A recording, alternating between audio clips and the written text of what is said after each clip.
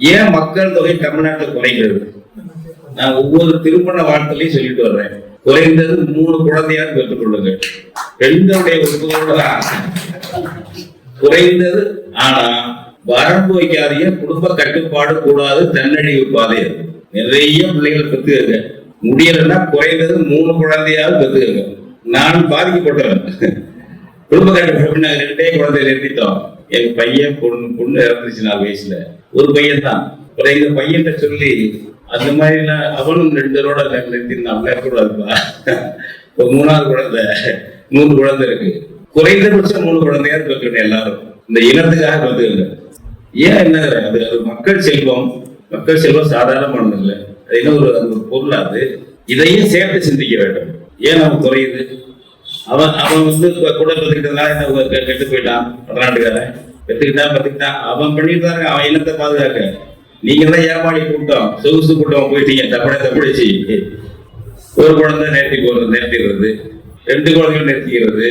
தயவு செய்து குறைந்தபட்சம் 3 குழந்தையாவது பெற்றுக்கொள்ள வேண்டும் என்ற உறுதியை எடுங்கள். பிள்ளைகளுக்கு அந்த உறுதியை சொல்லணும். நம்ம இனம் வாழணும், இனம் இருக்க வேண்டும். ஒன்றே சொல்லிடுறேன், எங்க பிள்ளைகளை தமிழ் வழியில் தான் படிக்க வைக்கும். எங்க பிள்ளைகள் எல்லாம் எங்க பையன் செந்தமிழன் தமிழ்ல தான் படிச்சான், தமிழ் வழியில தான். பேர பிள்ளை செந்தமிழன் பிள்ளைகள் 3, நிகரன், அருவி, முல்லை 3 தமிழ் வழியில தான் படிச்சது. தமிழ் பேர் தான் கூட்டணும், வேற பேர்லாம் கிடையாது. நிகரன்னா சமத்துவம்ங்கிறதுக்காக நிகரம், சோசியலிசம் என்பதற்கான ஒரு தமிழாக்கம். ஆவானது நிகரமை நான் சோசியலிசத்தை. அதனால அதை பையனுக்கு பேரனுக்கு பேர் வச்சானா. அப்புறம் அடுத்த 2 பெண்கள் அருவி, முல்லை எல்லாம் தமிழ் வழியில தான் படிக்கும். ஆங்கிலத்தை ஒரு மொழி பாடமா படிக்கும். சொல்றது நம்ம பிள்ளைகளை தமிழ் வழியில படிக்க வைக்கணும், ஆங்கிலத்தை மொழி பாடமா படிக்கணும். நம்ம குடும்பத்தை அதை அரங்கேற்றணும். கேட்டால் மனைவி ஒத்துக்க மாட்டேங்குது, எல்லாரும் பெண்களை தான் கோர் சொல்றாங்க. மகளிர் பாசார கவனம் எடுத்துங்க. மகிழ்ச்சி வார்த்தைகள்.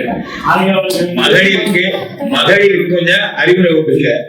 உங்களா தான் சொல்றாங்க உங்க வீட்டுக்காரங்க. அவருக்கு விருப்பம் இருக்கும், ஆனா யார சொல்றாரு?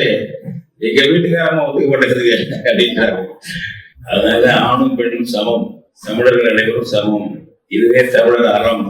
அந்த வகையில் அந்த தமிழ் வழியில படிக்க வைக்கணும் என்ற உறுதியை நாம் எடுக்கணும். வெறுமையிலே இன்னொரு உரிமை பேசினா பார்த்தாரு. நம்மிலிருந்து மாற்றம் வர வேண்டும். ஒவ்வொரு நபரிடமிருந்தும் மாற்றம் வர வேண்டும். அது போல குழந்தை அதிகம் கத்துக்கணும்னு சொல்லுங்க. பெரியவங்க நம்ம முடியாது விட்டுருக்கு. அதெல்லாம் அவங்க தலைமுறைக்காக சொல்லுங்க.